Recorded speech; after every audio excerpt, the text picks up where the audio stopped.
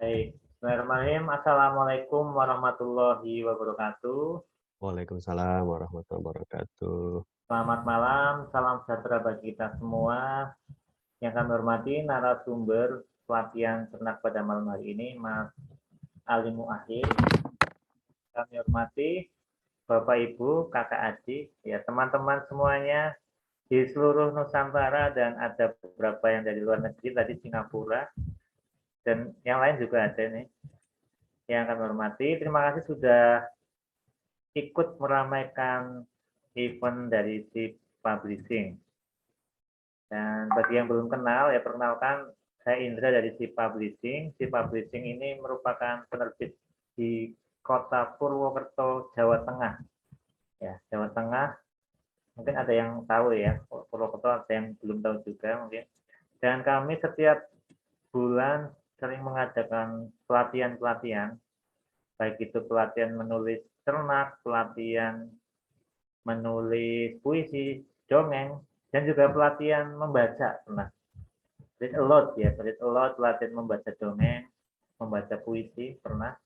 Nah, dilombakan juga dan kami sudah menerbitkan 1.700 judul buku yang sudah menjadi anggota Ikatan Penerbit Indonesia atau IKP. Nah, bagi yang kepengen tahu lebih lanjut tentang si publishing bisa follow Instagramnya. Tapi udah pada follow semua ya, karena ikut acara ini harus follow.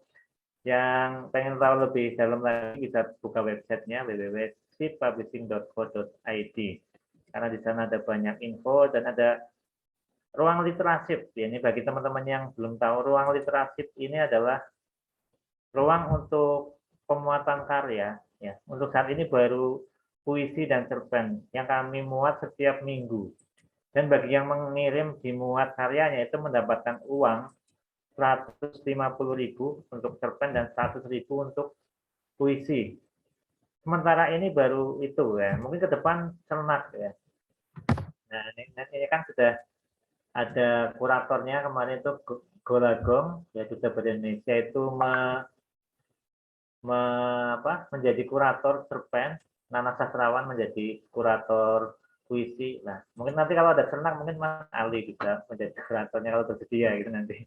Dan ini adalah ruang literasi ini menjadi wahana teman-teman untuk bisa menguji karyanya apakah bisa lolos kurasi dan menjadi terpilih oleh kurator atau tidak.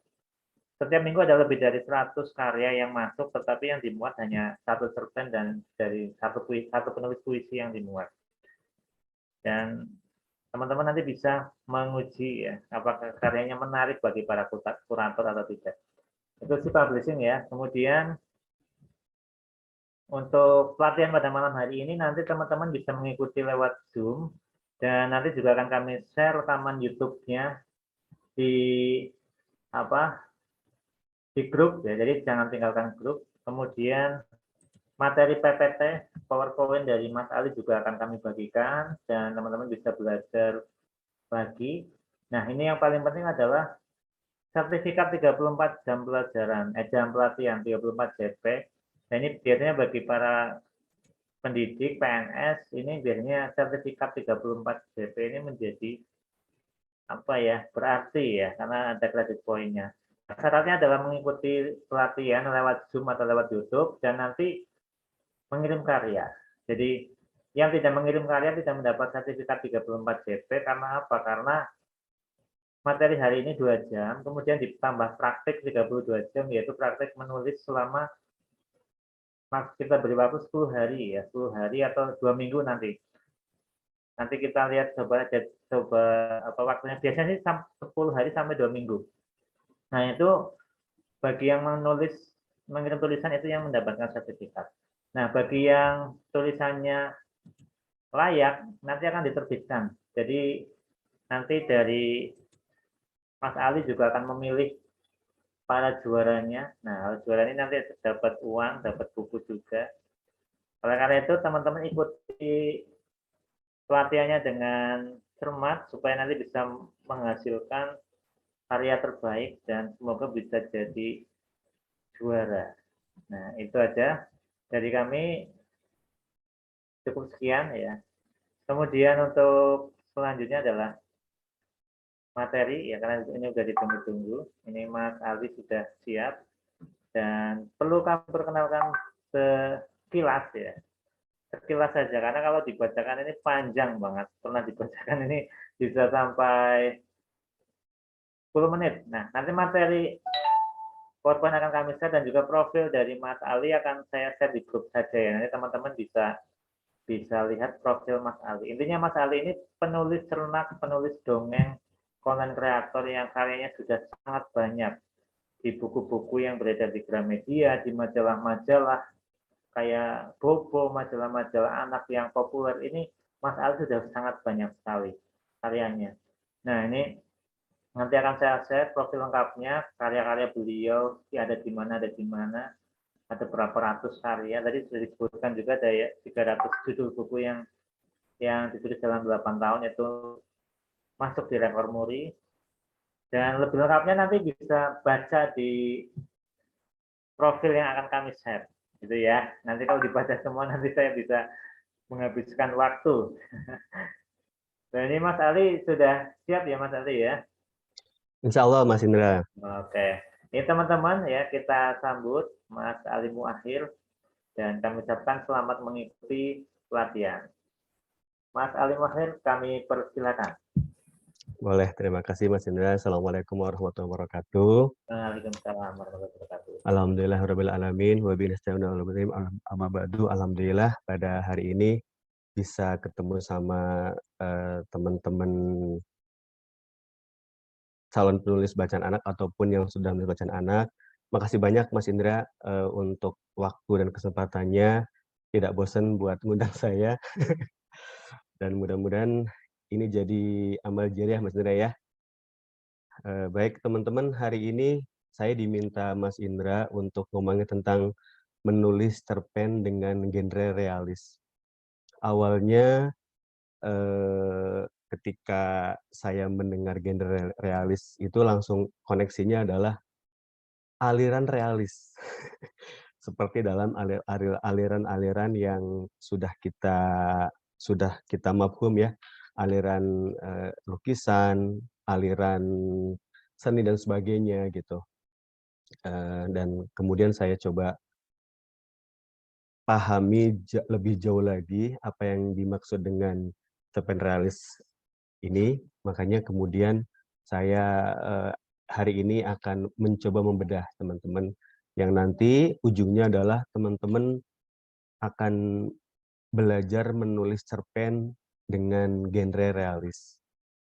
Baik, ini profil singkat saya teman-teman ya. Saya sebagai author, content writer, dan influencer telah bergelut dalam bidang tulis-menulis lebih dari 20 tahun. Alhamdulillah, sudah ketemu sama sendiri juga. Kemudian, hari ini saya ingin ngomongin ini teman-teman. Yang pertama udah pasti mulai dari yang paling dasar dulu ya, tentang bagaimana bagaimana kita mengenal cerpen anak. Kemudian mulai mengenal genre realis, kemudian jenis dalam cerpen anak genre realis, kemudian ada ciri-ciri cerpen anak genre realis, tema dalam cerpen anak genre realis, kemudian ada unsur menulis dalam cerpen anak genre realis, bagaimana menulis cerpen anak genre realis, dan apa saja yang tidak boleh. Tentu ini nanti agak beririsan juga dengan materi-materi yang sebelumnya sudah pernah saya sampaikan juga di teman-teman ketika teman-teman mengikuti forum ataupun webinar yang terkait dengan cerpen anak atau cerita anak atau dongeng anak. Sebelumnya ngomongin tentang fabel, sebelumnya lagi ngomongin tentang misteri dan sebagainya gitu. Jadi ini yang hari ini akan saya sampaikan teman-teman. Mudah-mudahan sih saya menyampaikannya dengan cara yang mudah dipahami teman-teman ya. Baik, kita mengenal terlebih dahulu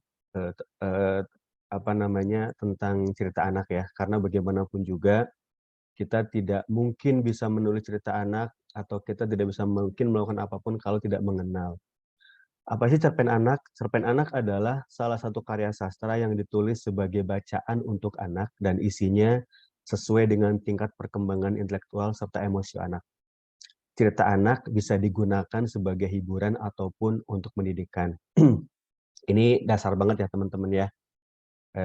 Terus bagaimana nih kalau misalnya cerpen anak isinya tidak seperti anak-anak, ya berarti bukan anak-anak. Atau, Mas gimana kalau cerpen anak tapi kemudian tokohnya, orang tua dan sebagainya. Kita lihat lagi apakah kemudian, bahasanya sesuai dengan tingkat perkembangan intelektual anak apa tidak. Bagaimana bangunannya ya. Kalau kata Belican bagaimana, apakah ceritanya kokoh. Kokoh dalam artian, semuanya ya, dari bangunan dari bangunan idenya, dari bangunan tokohnya, dari bangunan setting-nya, sampai kemudian menjadi satu cerita yang utuh. Nanti kita bisa lihat lagi. Yang pasti, Cerpen Anak adalah salah satu karya sastra yang ditulis sebagai bacaan untuk anak, ya, untuk anak dan isinya sesuai dengan tingkat perkembangan intelektual serta emosi anak. Cerita anak bisa digunakan sebagai hiburan ataupun untuk pendidikan. Seminimalis, maksudnya, se seminimal-minimal mungkin, walaupun ceritanya tentang hiburan, pasti ada pendidikannya teman-teman, kalau di cerita anak. Apapun ya, karena dalam dunia anak masih sangat banyak pendidikan yang perlu diberikan buat mereka gitu, sedikit apapun. Ya, oke. Terus bagaimana kalau cerpen anak ditulis oleh anak-anak? Ya nggak masalah.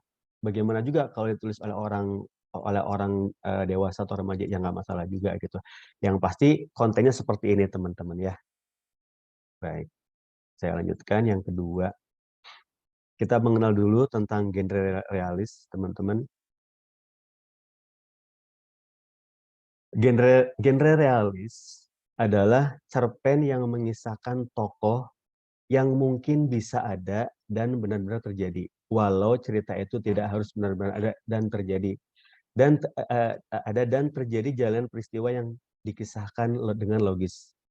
Apa yang dituangkan merepresentasikan sebagai peristiwa, aksi, dan reaksi yang seolah-olah memang benar adanya dan penyelesaiannya pun masuk akal serta dapat dipercaya. Ini teorinya teman-teman ya, teorinya. Jadi yang paling mudah dipahami adalah genre realis adalah genre yang mengisahkan sesuatu yang kira-kira benar-benar terjadi, yang kira-kira ada dalam dunia nyata. Dan sekarang apa sih yang tidak ada di dunia nyata ya? Semua ada gitu, semua ada. Jadi kuncinya itu, kuncinya adalah mengisahkan eh, sebuah kisah yang ada dan benar-benar terjadi. Dan diceritakan tentu dengan secara logis teman-teman ya. Logis bisa dikatakan memang betul-betul nyata adanya atau dalam cerpen itu dibuat logis. Mudah-mudahan ketangkep teman-teman ya. Karena gini, karena masih ada juga teman-teman yang menganggap bahwa ini cerpen realis tapi seperti tidak realis. Kita lihat lagi apakah karena karena alasan-alasan yang dibuat di sana tidak logis apa seperti apa gitu. Nanti kita coba jabarkan setelah slide berikut ini. Tapi yang pasti genre realis adalah cerpen yang mengisahkan kisah yang kemungkinan terjadi dalam dunia nyata. Sesimpel itu. Kalau kita mau ngomongin simple ya. Tapi kalau teorinya emang agak-agak jelimet. Baik, yang ketiga, jenis dalam cerpen anak genre realis. Teman-teman, ternyata dalam cerpen genre realis itu, setelah saya membuka lagi banyak referensi, paling tidak memunculkan empat jenis ini, teman-teman. Jadi tidak hanya cerita manusia saja gitu. Tetapi ada binatang, ada historis, ada olahraga. Oke, saya akan coba jelaskan satu-satu ya teman-teman ya. Jadi jenis yang pertama adalah cerita realis yang tadi saya bilang. Cerita yang mengangkat tema sosial, masalah sendiri atau orang lain yang bersifat nyata dan ditentukan dalam kehidupan sehari-hari dan ditemukan dalam kehidupan sehari-hari. Jadi ini betul-betul yang mungkin ya, yang mungkin dipahami oleh banyak penulis bacaan anak. Karena memang sering sering sekali mau itu di majalah ataupun koran ataupun tabloid, sekarang sudah jarang ya, sudah jarang tabloid atau koran yang menyediakan lembar anak-anak.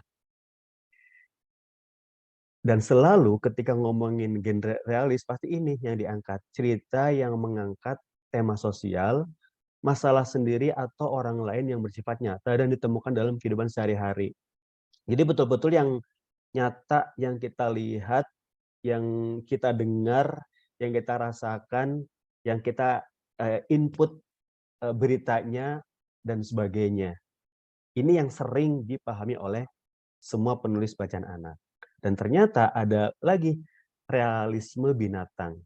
Cerita non-fiksi yang mengangkat tentang binatang. Jadi ini biasanya buku teman-teman ya. Misalnya gini, fakta unik tentang jerapah misalnya, atau jenis-jenis kucing Persia misalnya, atau kehidupan gajah di Lampung.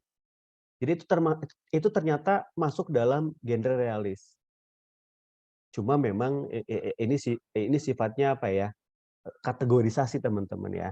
Dan saya rasa nanti teman-teman yang diminta adalah yang nomor 1, cerita realis. Yang ketiga, realis historis. Cerita yang mengangkat peristiwa masa lampau sesuai dengan kaidah berpikir logis atau masuk akal. Realisme historis biasanya merujuk kepada sejarah populer. Misalnya apa ya? Kalau kita sekolah mungkin kalau kita masih siswa ya atau mahasiswa mungkin G30 SPKI mungkin ya, atau Super Semar lah atau apa itu ternyata ketika dituliskan kembali dalam bentuk cerpen, dalam bentuk cerita itu masuk genre realis teman-teman. Dan yang keempat adalah realisme olahraga. Cerita yang mengisahkan berbagai hal seputar aktivitas jasmani, keolahragaan, dan pada bagian keempat ini juga memasukkan hobi-hobi lain seperti selain olahraga, seperti main gitar, nyanyi, dan sebagainya. Ini kategorisasi jenisnya. Jadi ini jenis-jenis yang masuk dalam kategori genre realis. Tapi nanti yang pasti nanti akan diminta adalah yang pertama teman-teman ya. Kalaupun saya memunculkan 4, karena saya rasa teman-teman perlu tahu gitu. Ternyata genre realis itu banyak gitu kan. Tidak hanya cerita realis saja gitu. Tidak hanya cerpen realis saja, tapi juga ada realisme binatang, ada realisme historis, kemudian ada realisme olahraga atau hobi. Oke, yang berikutnya, yang keempat,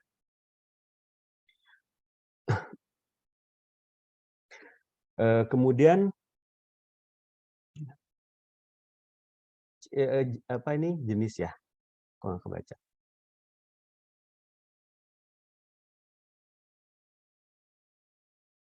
Ini apa sih? Kok nggak kebaca? Oke, yang pertama adalah ciri-cirinya adalah ciri-ciri cerpen anak generalis. Yang pertama adalah tokohnya anak-anak.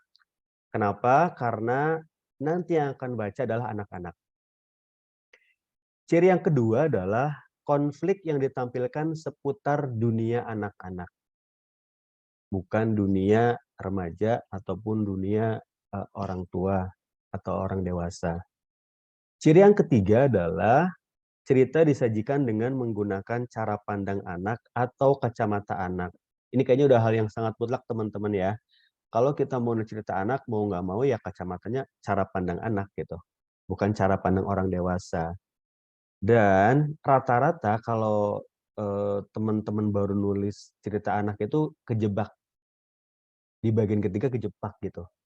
Kejebak nanti ada tokoh orang tua ya yang kemudian menyelesaikan masalah dan sebagainya gitu. Kayak yang keempat cirinya adalah cerita ditampilkan secara langsung, tidak bertele-tele dan tidak berbelit.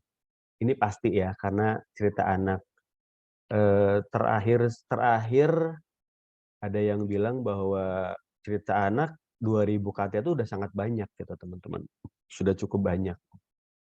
Yang kelima, mengandung pesan yang mendidik, ini udah pasti ya. Mau itu nanti dibalut dengan humor, mau dibalut dengan eh, apa namanya, misteri dan sebagainya, yang pasti harus mengandung pesan yang mendidik. Kemudian ciri cerpen anak genre realis yang keenam adalah menggunakan setting yang ada dalam dunia anak. Ya, dalam dunia anak. Mungkin nanti ada yang tanya, kira-kira kalau dunia imajinasi seperti apa? Nanti kita lihat apakah imajinasi yang dimaksud adalah imajinasi yang apa, tetap terlihat realis atau betul-betul imajiner. Nanti kita lihat yang itu gitu.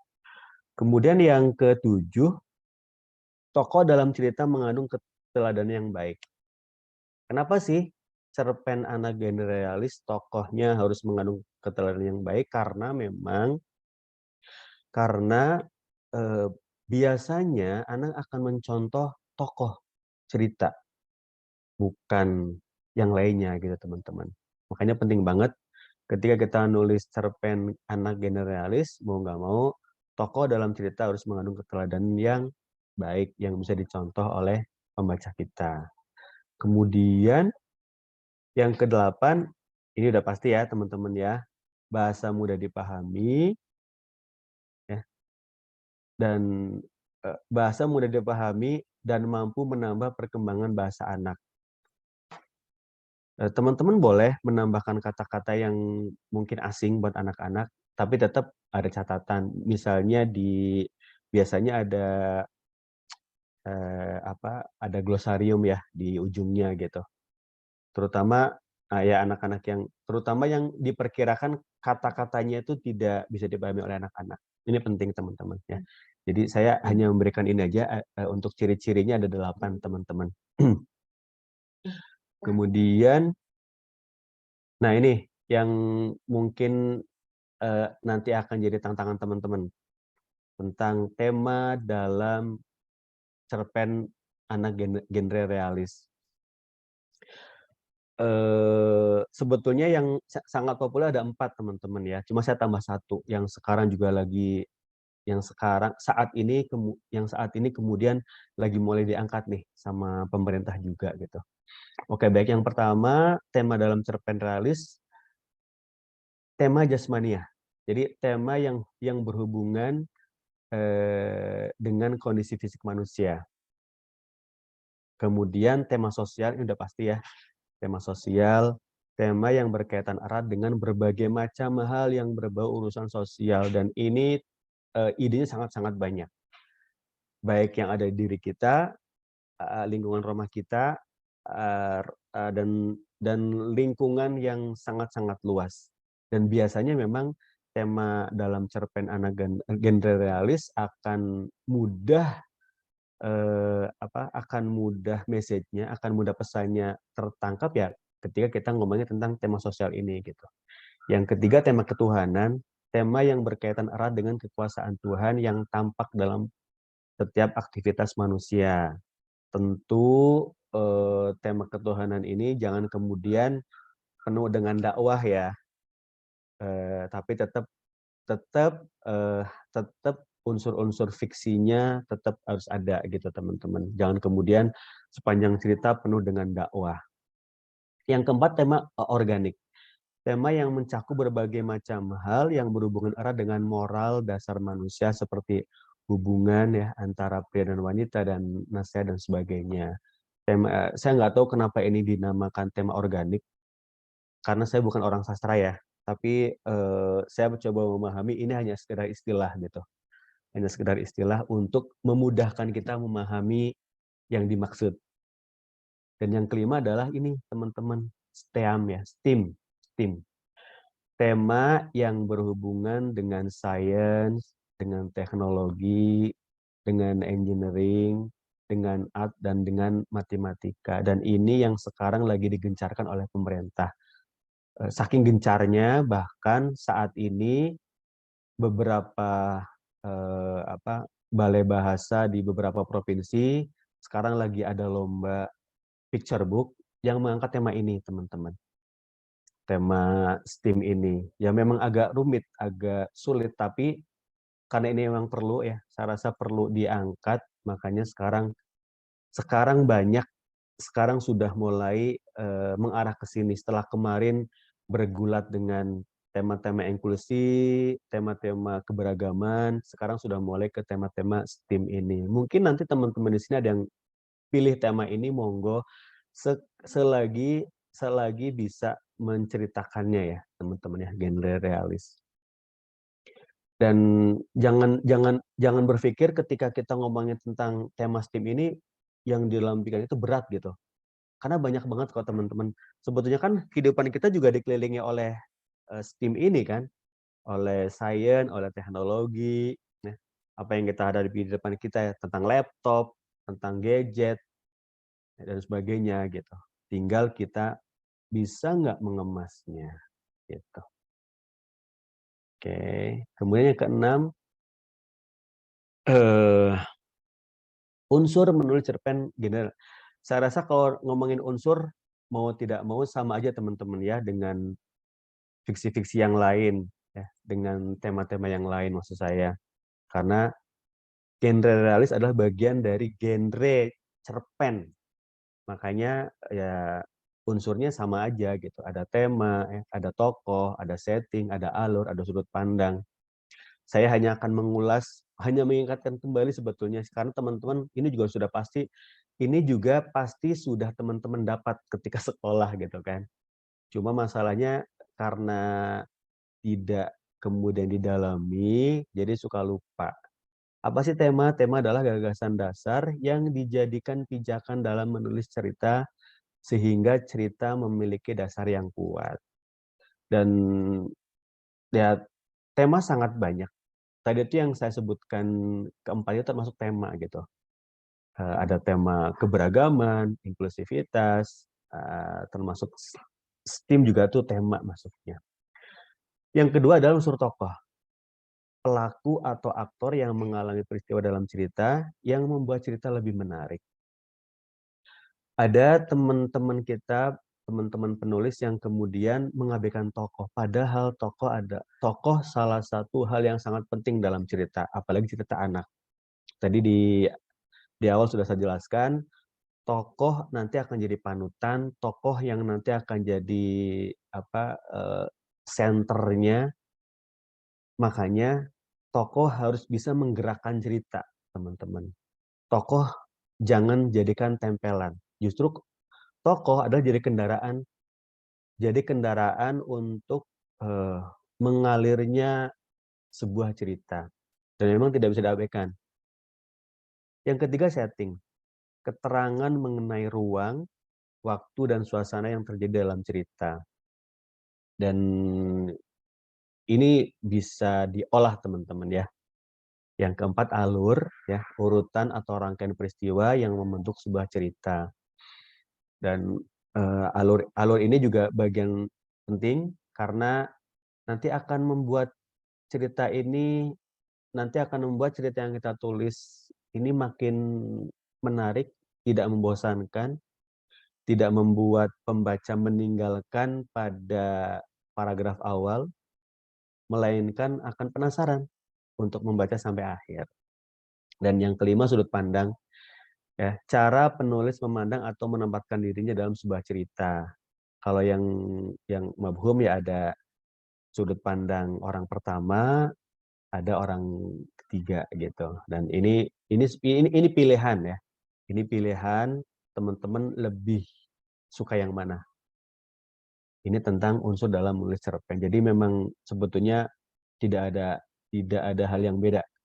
Mau nulis cerpen genre realis, mau genre misteri, mau genre humor, mau nulis fabel apapun, paling tidak ada 5 unsur ini, teman-teman. Kalaupun nanti ada opening, ada ending, itu kan bagian dari alur ya teman-teman ya, bagian dari alur yang ya bisa kemudian didalami lagi oleh teman-teman. Baik, saya lanjutkan. Bagaimana sih menulis cerpen anak genre realis? Nah, ini tahapannya teman-teman ya. Eh, ini silakan teman-teman boleh berurut ataupun tidak. Silakan teman-teman menyesuaikan dengan kebiasaan teman-teman. Nah, ini kalau saya seperti ini biasanya. Ketika kita akan menulis cerpen genre realis, misalnya saya akan tentukan dulu temanya. Kemudian cari ide paling cemerlang, ini udah pasti ya. Contoh misalnya, saya mau ngomongin tentang STEAM. Ada salah satu cerpen saya yang saya nggak tahu pernah cerita apa nggak di sini. Temanya tentang itu maksudnya apa ya? Maksudnya engineering kayaknya. Jadi tentang bunyi bel misterius. Itu udah sering karena emang cerpen anak-anak juga ya cerpen anak saya juga yang berbau teknologi nggak terlalu banyak juga teman-teman ya. Jadi saya sering mengulang-ulang contoh itu gitu. Sekarang juga saya lagi nulis cerpen yang temanya tentang limbah sampah plastik. Ya, saya harus menentukan ide yang paling cemerlang seperti apa gitu. Kemudian tentukan tokohnya, tentukan settingnya, tentukan alurnya. Ini harus di awal teman-teman. Karena kalau kita sudah menemukan tema dan sudah menemukan ide cemerlang, tapi kemudian bagian yang ketiga diabaikan, ya ceritanya bangunannya tidak kokoh gitu. Jadi ini penting banget. Setelah saya menemukan tema, setelah menemukan ide, setelah menentukan tokoh, setting, dan alur, baru kemudian membuat ringkasan cerita. Sering teman-teman tidak bisa membedakan ya antara ringkasan cerita dengan sinopsis yang ada di belakang cover. Nah, yang saya maksud di sini adalah yang saya maksud di ringkasan cerita adalah betul-betul ringkasan teman-teman, ringkasan cerita yang nanti akan menjadi pondasi cerita yang kita tulis. Betul-betul lengkap. Betul-betul lengkap siapa tokohnya, di mana settingnya, bagaimana alurnya, mulainya dari mana, endingnya apa, itu udah ada di sini teman-teman. Sudah ada di ringkasan cerita. Sehingga ketika kita sudah ketika kita sudah menemukan ringkasan cerita yang menurut kita terbaik, baru kemudian kita lanjut ke tahap berikutnya, yaitu cari opening yang membuat pembaca penasaran. Bagaimana membuat cerita, bagaimana mencari opening yang membuat pembaca penasaran? Kalau saya biasanya akan melihat paling tidak 3 sisi teman-teman. Kalau yang saya ceritakan tokohnya unik, maka saya akan menjadikan si tokoh itu jadi opening. Ketika cerita yang saya tulis yang unik adalah ceritanya, ya saya akan memulai dengan ceritanya itu sendiri gitu. Atau kalau misalnya yang kita tulis ternyata yang unik adalah settingnya, ya mau nggak mau di opening pun saya akan mengangkat itu teman-teman. Akan mengangkat openingnya gitu. Akan mengangkat setting sebagai opening. Ini memang perlu latihan ya, yang banyak teman-teman. Setelah itu jangan lupa cari endingnya. Dan endingnya kalau bisa tak terduga. Kalau orang-orang bilang ada twist lah, ada apalah ya. Tapi yang pasti bikin ending yang bikin membaca itu kemudian mengikat tulisan kita, teman-teman. Tandanya apa? Tanda bahwa pembaca kita terikat oleh tulisan kita adalah dia akan terus mengingat cerita kita. Dan biasanya kalau endingnya ini tak terduga, endingnya luar biasa, berbeda dengan yang lain, itu lebih mudah diikat cerita kita oleh pembaca kita. Setelah itu, mau nggak mau pasti harus tulis hingga selesai. Setelah itu, saya biasanya kalau nulis ada pemeraman teman-teman, barang 1 atau 3 hari. Maksudnya itu saya tinggalkan dulu lah naskah kita. Kita tinggalkan dulu barang 1 atau 3 hari, nanti baru kemudian dibuka lagi untuk melakukan self editing. Kenapa sih perlu melakukan pemeraman? Karena biasanya kalau kita lagi asik nulis, ada sesuatu yang kita nggak sadar gitu. Oh ternyata ini ada yang miss nih. Ada yang miss, entah itu di tokohnya, entah itu di settingnya, entah itu di dialognya dan sebagainya gitu. Makanya perlu, karena biasanya kalau sudah dilakukan pemeraman itu dan kita baca lagi itu ketemu tuh, "Wah, ini tokohnya orang Medan tapi kenapa ngomongnya lu gue?" gitu misalnya. Ini tokohnya orang Jawa tapi kenapa ngomongnya Melayu misalnya. Itu nanti akan ketemu tuh teman-teman.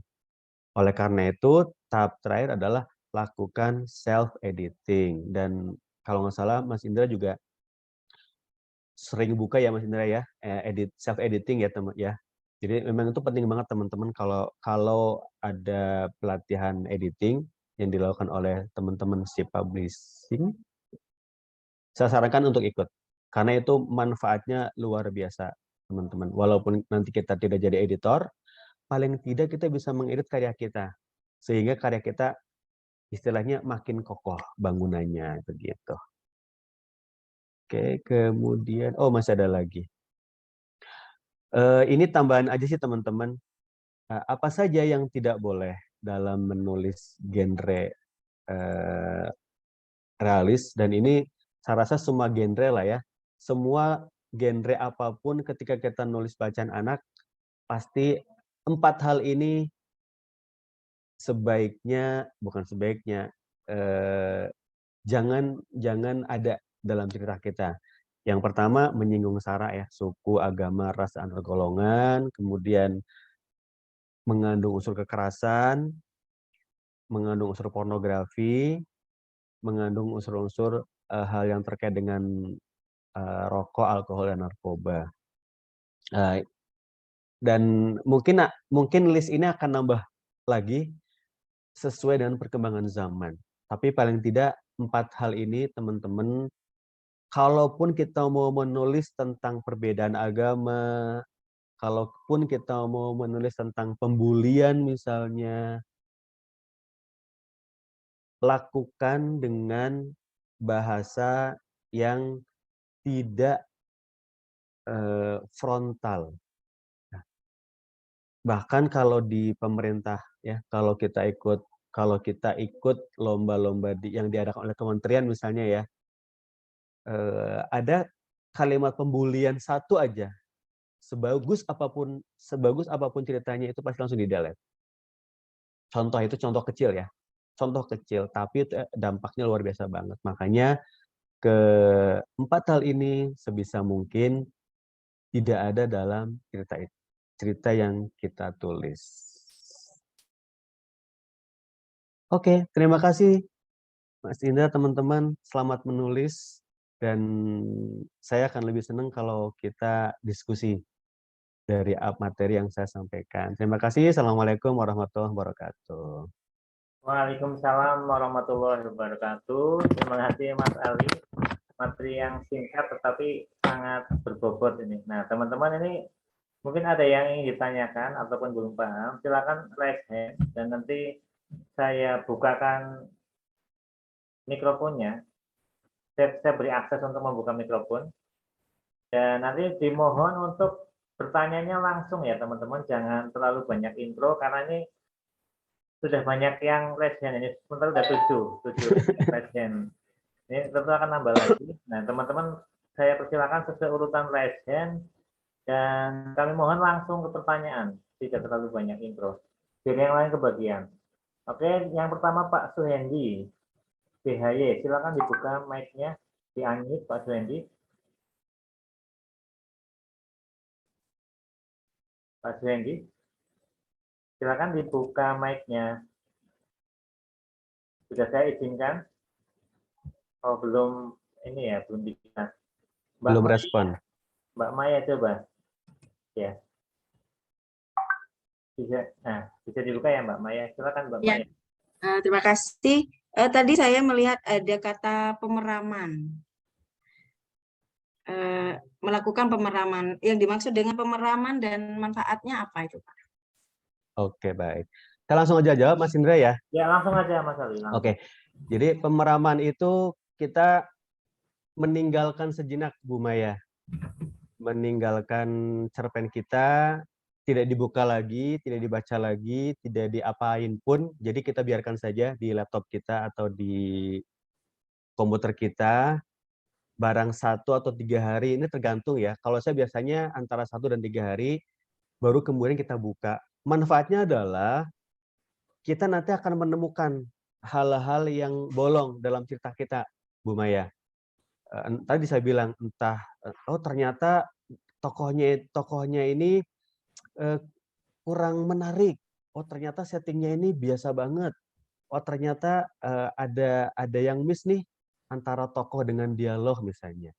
Jadi manfaatnya sangat-sangat banyak. Ya, seperti itu Bu Maya. Terima kasih. Oke, Bu Maya bisa dipahami ya. Ini sudah ada 12 yang raise hand. Fawas Hudaila ya. Kak Fawas, silakan dibuka mic-nya.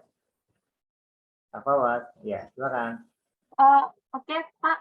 Izin bertanya, bahasa atau sudut pandang anak itu bagaimana ya, Pak? Apakah Bapak bisa berikan contoh? Oke, terima kasih Kak Fawas. Sudut pandang anak. Oke, sudut pandang anak. Gini misalnya, saya akan menulis seorang tokoh anak perempuan yang tidak bisa melihat lagi dari lahir misalnya. Ya kita bisa dengan sudut pandang orang pertama. Aku misalnya. Aku tidak bisa melihatnya, tetapi aku bisa merasakannya. Itu contoh ya, Kak Fawas ya. Dan masih banyak lagi contohnya. Itu kalau orang pertama. Kalau orang menggunakan orang ketiga, biasanya dengan nama. Fawas terpukau dengan mainan lato-lato. Sehingga dia minta dibelikan lato-lato kepada ibunya. Itu contoh, Kak Fawas. Contoh sudut pandang orang pertama dan orang ketiga. Terima kasih. Mudah-mudahan kejawab ya, Kak ya. Oke. Lanjut ke Mbak Nova Ulia Boyolali.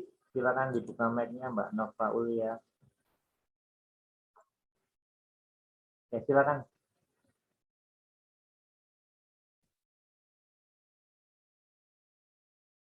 Halo Mbak Nova, belum ada suaranya ini. Coba dicek mikrofonnya.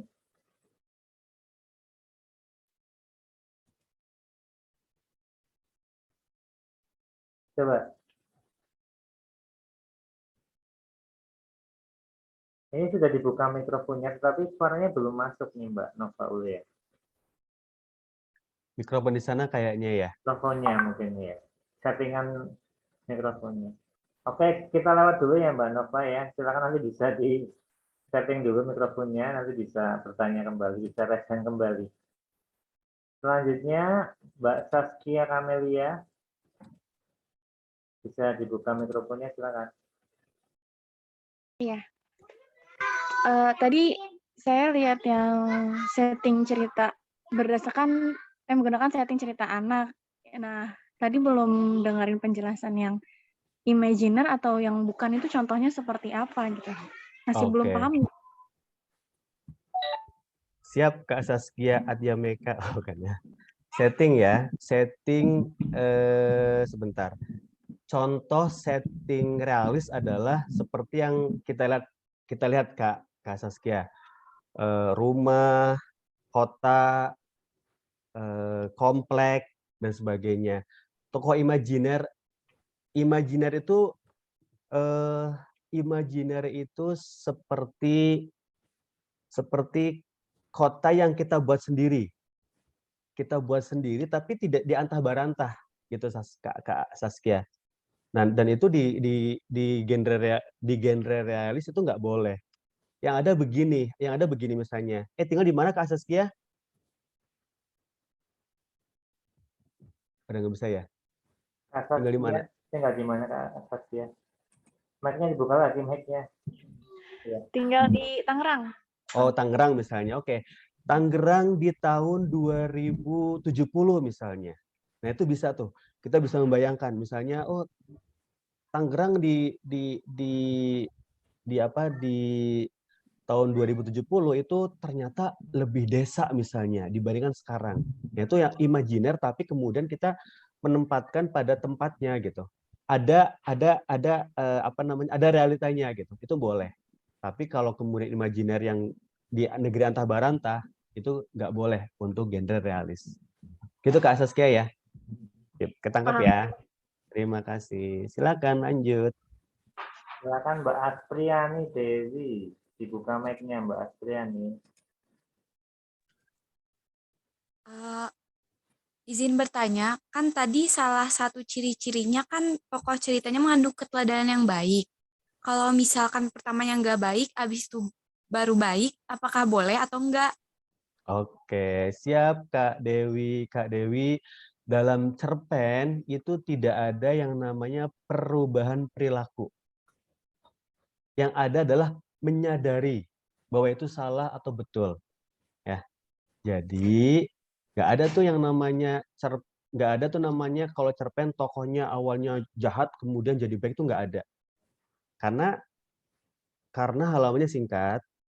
Ya, sekali duduk selesai baca, makanya dalam cerpen itu nggak ada tuh yang namanya perubahan yang sangat luar biasa. Yang ada adalah menyadari bahwa itu salah, oh ini benar gitu Kak Dewi ya. Ketangkep ya? Ya. Oke. Siap. Ya, terima kasih Mbak Dewi karena cerpen itu pendek ya, jadi beda. Oke, selanjutnya Ami Kudo. Silakan Mbak Ami Kudo, bisa dibuka mikrofonnya. Halo Mbak Ami. Mbak Ami Kudo. Apakah bisa dibuka mikrofonnya? Oh, tidak. Belum respon. Ini kita lanjut dulu ke Mas Onet. Mas Onet Larjo, silakan dibuka mic-nya. Di-unmute. Nah. Ya, baik. Udah jelas? Sudah jelas. Ya. Jelas. Baik, yang saya mau tanyakan tadi itu kan jangan ada kesan menggurui, walaupun itu di situ ada bersifat pendidik, tapi jangan ada kesan menggurui dan tidak ada tokoh orang tua. Bagaimana ketika kita menghadirkan tokoh orang tua sebagai mediator, misalnya kepada dua anak yang berseteru, itu gimana caranya supaya tidak terkesan menggurui, tapi tetap memberikan nilai-nilai edukasi kepada anak dari sudut pandang orang tua yang maksudnya dari sudut pandang orang tua yang dipahami atau dimengerti anak. Makasih Kang Ali. Oke, makasih Pak Onet, Mas Onet. Kalau saya begini, Mas Onet, ketika saya menghadirkan tokoh orang tua dalam sebuah cerita, ya dia hanya tadi udah jawab sebetulnya sebagai mediator saja. Yeah. Jangan sampai kemudian orang tua itu menyelesaikan masalah. Jadi tadi sekadar sebagai mediator, sebagai media penghantar ya kira seperti itu ya. Saya pernah nulis cerpen tentang itu. Jadi kayak misalnya gini, si tokohnya itu dikasih saran sama orang tuanya. Bagaimana kalau kamu minta kepada Tuhan sahabat sejati saja misalnya. Itu hanya saran. Kamu sebaiknya minta sahabat sejati saja daripada minta itu. Ya, itu kan udah ranahnya sudah masuk menggurui kan ya, Mas Onet ya. Iya. Jadi seperti itu. Jadi sekedar memberikan saran ya. Iya betul, saran mediator. Tetap di anaknya atau di tokohnya. Betul, si tokoh yang akan menyelesaikan masalah, si tokoh yang akan menentukan jalannya. Bahkan kalaupun kemudian si anak itu tidak mengikuti mediator pun nggak masalah gitu, Mas Onet.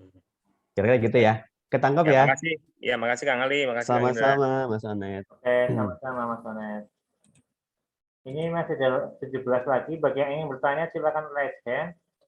Kuotanya berapa lagi? Ya sampai jam 9:04 ya. 21:15 nanti kita selesaikan. Silakan Siap. raise hand ya. Kalau yang lewat chat nanti kita prioritaskan yang raise hand saja. Silakan Mbak Nonek Purwati, MPD. Ya, silakan dibuka mikrofonnya. Ya, Mas, ini tentang cerpen genre realis ini, apakah bisa bila menggunakan tokoh dengan nama-nama tokoh-tokoh nama-nama fabel gitu, nama-nama binatang gitu, namun binatang-binatang itu kayak semacam apa ya, memiliki apa ya, keinginan kayak manusia gitu, apakah juga masuk dalam genre realis, Mas? Oke, siap Mbak Nunik. Itu maksudnya genre fabel Mbak Nunik yang Iya, bulan yang fabel. betul, Heeh, betul. Itu maksudnya fabel yang heeh. bulan lalu kita bahas Mbak Nunik. Dan itu Oh, kategorinya hard fabel Mbak Nunik. Bu ya, ya, Nanik ya. ya. Jadi itu kategori. Jadi kalau masuk ke sini berarti kalau misalkan kita menggunakan cerita binatang, maka ya binatang yang seperti apa gitu? Betul-betul binatang, kehidupan binatang, nggak Oh, ngomongin, tidak memindahkan tokoh ya, tidak memindahkan hmm, tokoh orang ke binatang, tidak seperti itu. hmm, Bahkan hard fable pun nggak masuk ke sini, Bu Nonik, hmm, gitu. ya, ya, ya, Jadi ya. memang Jadi betul-betul, ini kayak dokumenter kayak gitu ya, Mas? ya kalau realis binatang ya, Mbak Nonik ya. Iya. Oh, Betul. oke. Betul, kalau kita ngomongin binatang ya mau nggak mau yang kayak dokumenter itu gitu. Oke, terima kasih. Oke, Sama-sama Bu Noni. oke, oke. Oke, lanjut. Berikutnya Kak Rido Sitorus. Silakan bisa dibuka mikrofonnya, Kak Rido Sitorus. Oke, saya ingin bertanya pada slide yang ketiga mengenai realisme historis. Gimana cara kita membuat suatu cerpen yang berhubungan dengan historis, yang khusus ke anak, tetapi kan tidak meninggalkan seperti tanggal-tanggal, waktu, tahun. Sementara di satu sisi anak-anak sangat sulit menghafal tahun-tahun, tetapi mengenai historis tersebut dapat diterima, dapat masuk. Oke, makasih Mas Rido. Jadi bisa kita menggunakan setting. Contoh misalnya setting di zaman Belanda misalnya. Dan jangan bayangin ketika ngomongin tentang realisme historis itu sampai ini ya Mas ya, sampai betul-betul dari A sampai Z nggak kayak gitu juga gitu. Kita paling cuma ngambil scene aja. Contoh misalnya saya mau ngambil tokoh nih, saya ingin menceritakan seorang tokoh, seorang anak yang misalnya nih ikut perjuangan di Ponorogo misalnya, atau ketika apa namanya Sudirman ketika bergerilya misalnya, ya mungkin cuma dalam batas waktu yang sangat singkat gitu, Mas Rido, nggak kemudian berbulan-bulan, mungkin cuma 3 hari, mungkin cuma seminggu, dan hanya memberikan ambience bagaimana sih rasanya seorang anak ketika misalnya ikut bergerilya dengan Sudirman misalnya. Hanya sebatas itu, nggak kemudian sangat-sangat detail juga gitu ya Mas ya. Gitu. Oke sip, ketangkep Mas ya. Oke, Siap. terima kasih Kak Bang ya, Bang Rido Sitorus. Bang Rido. Ya. Terus selanjutnya Pak Riswo. Pak Riswo ini. Silakan bisa di-unmute Pak Riswo.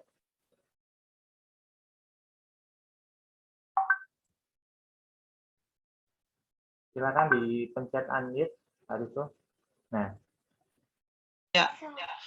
Untuk pertanyaan-pertanyaan sudah terwakili sama teman-teman. Boleh nggak Mas nanti diberikan salah satu contoh saja tentang cerpen yang dibahas pada malam hari ini. Contoh nyatanya itu sebuah karyanya gitu. Terima kasih. Sama-sama mahasiswa. Insya Allah nanti saya kasih ke Mas Indra ya. Iya, ya. Buat contoh. Oke, siap. Oke, nanti akan dikirim ya, Pak. Nanti Iya, di makasih. grup. Oke. Oke, selanjutnya Mbak Afi Dwi. Mbak Afi Dwi, silakan dibuka mikrofonnya. Ya, terima kasih, Kak. Jadi saya mau tanya, nantinya tuh kita bisa mengirimkan berapa karya ya? Lalu batas-batas realis ya, batas imajinasi dalam cerpen realis itu seperti apa? Seperti misalnya misalnya saya buat cerita tentang si anak ini bermimpi bertemu monster atau hal-hal imajiner lainnya begitu. Itu tapi kan ceritanya di dalam mimpi. Nah, itu apakah termasuk realis juga begitu? Terima kasih. Oke, terima kasih Mbak Afi. Kalau tentang berapa cerpennya mungkin nanti Mas Indra jawab ya Mbak Afi ya. Kalau tentang batasnya mana tadi, sebatas yang bisa kita buat cerita itu logis Mbak Afi. Contoh gini misalnya ya, oke kita akan ngomongin tentang, saya pernah nulis juga cerpen tentang seorang anak yang tidak jago matematika, tapi kemudian dia tersuges oleh, dia punya boneka, dan bonekanya itu seperti marah ketika dia nggak belajar matematika. Karena tersuges, dia kemudian setiap malam tuh bermimpi tentang matematika. Dia belajar tambahan, dia belajar pengurangan dan sebagainya gitu. Jadi tetap ada logikanya ya Kak Afi ya. Karena kan nggak mungkin ujug-ujug kita mimpi misalnya ketemu monster tanpa ada trigger, nggak mungkin juga gitu kan. Jadi itu tinggal tinggal penulis bisa nggak nih meyakinkan membaca bahwa ini ceritanya realistis gitu. Terima kasih Kak Alfi. Oke, Mbak Afi, untuk pengiriman cerpen yang di pelatihan dan lomba ini nanti satu ya, maksimal satu ya, hanya satu. Nah, untuk teknisnya secara rinci akan kami share di grup nanti ya, disimak saja di grup Mbak Afi. Oke, selanjutnya Pak Ahmad Jalil Alfitro. Ahmad Jalil Alfitro, silakan Pak. Baik, terima kasih.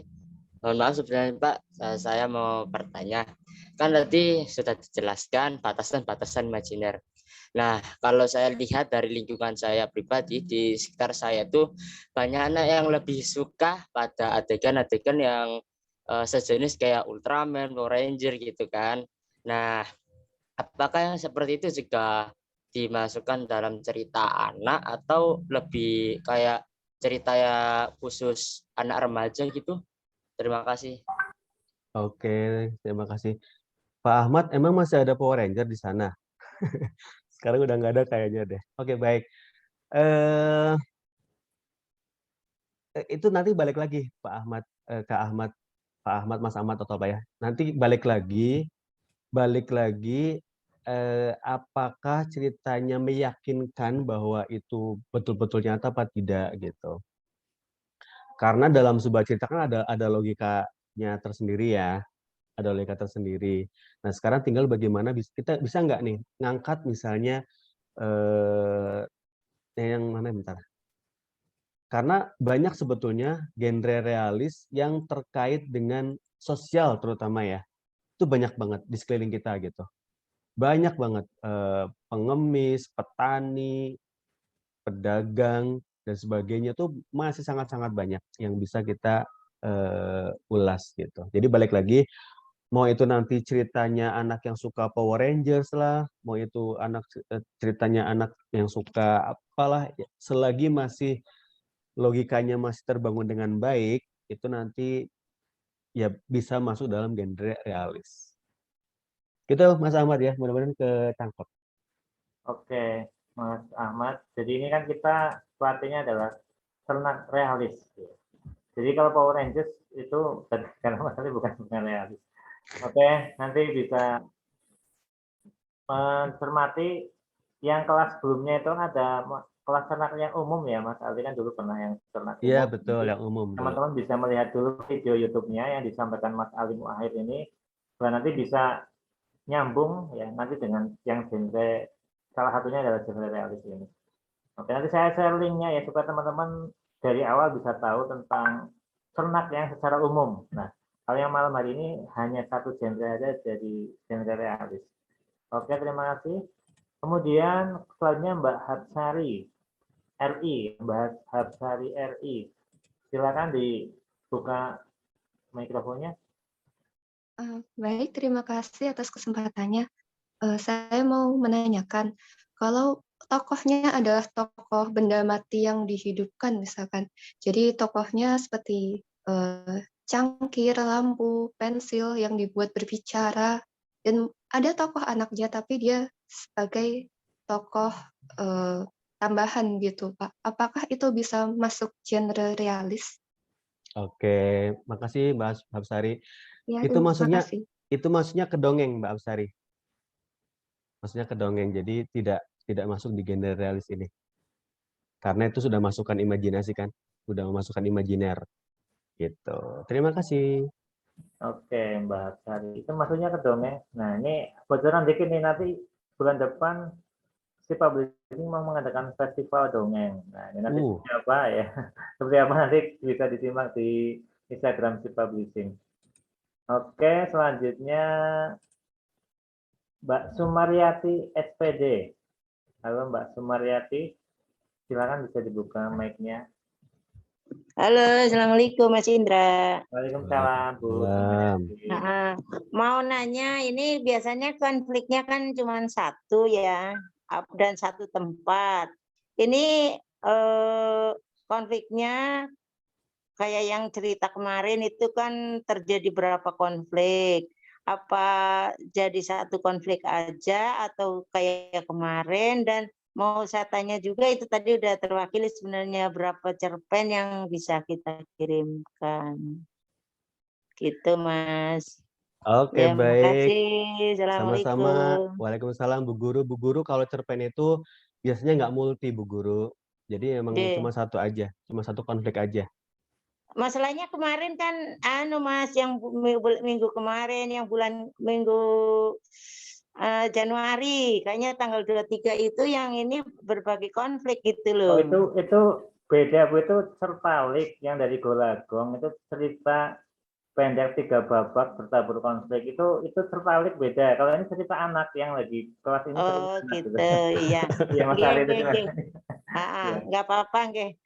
Enggak, cuman kita istilahnya kan ini takutnya kita kalau kayak kemarin kan kita lebih bebas gitu loh Mas, kalau mengambil ceritanya gitu, mengembangkan ceritanya itu kayaknya lebih bebas. Iya, iya.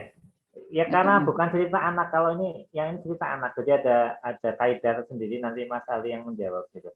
Silakan Mas. Oh iya. Ya gitu ya Bu ya. Iya, makasih. Nggih, Bu.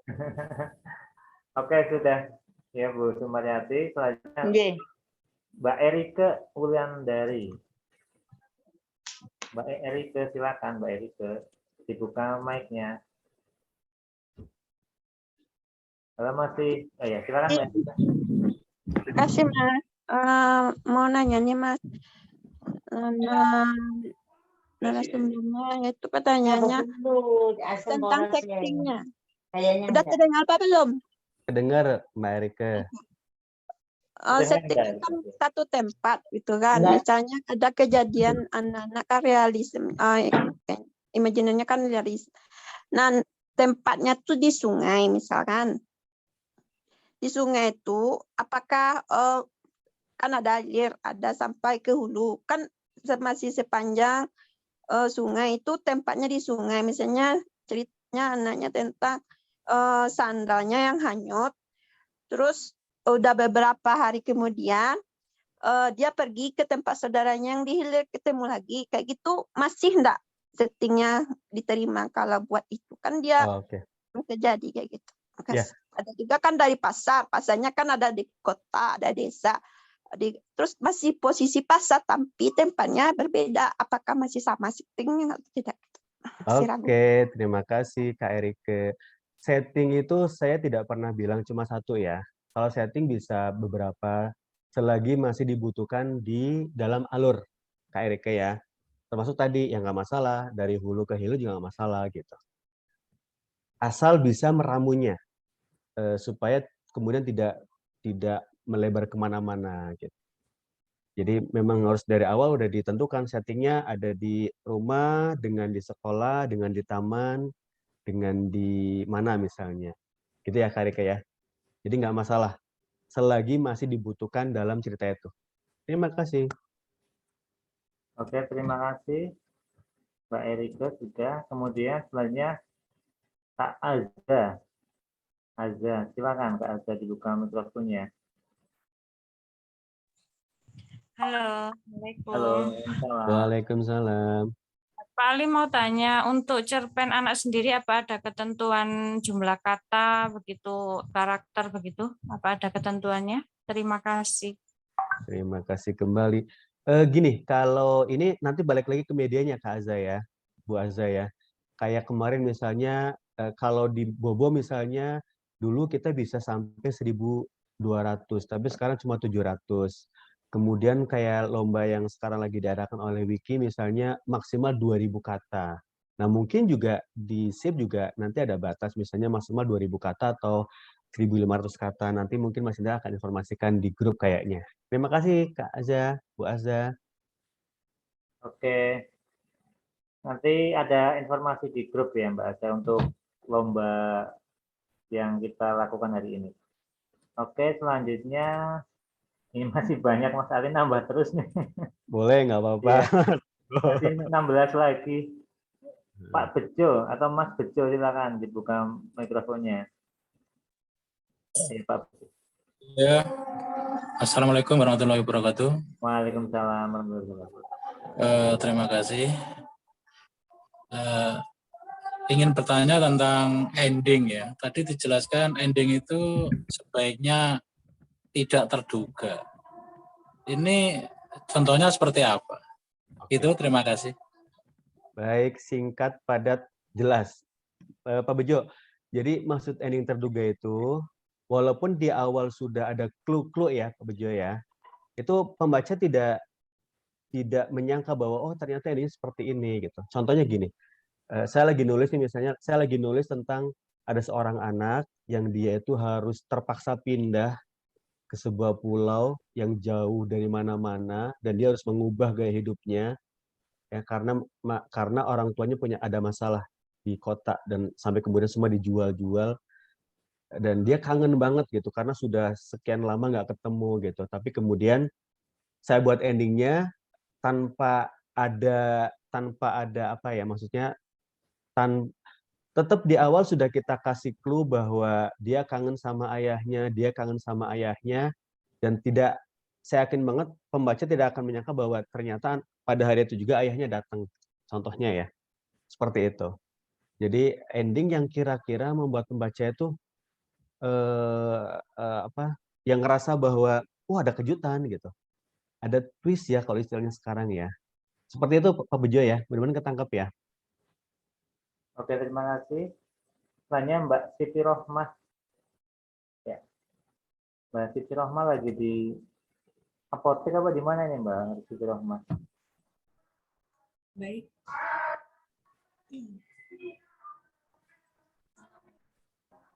Ya, silakan Mbak.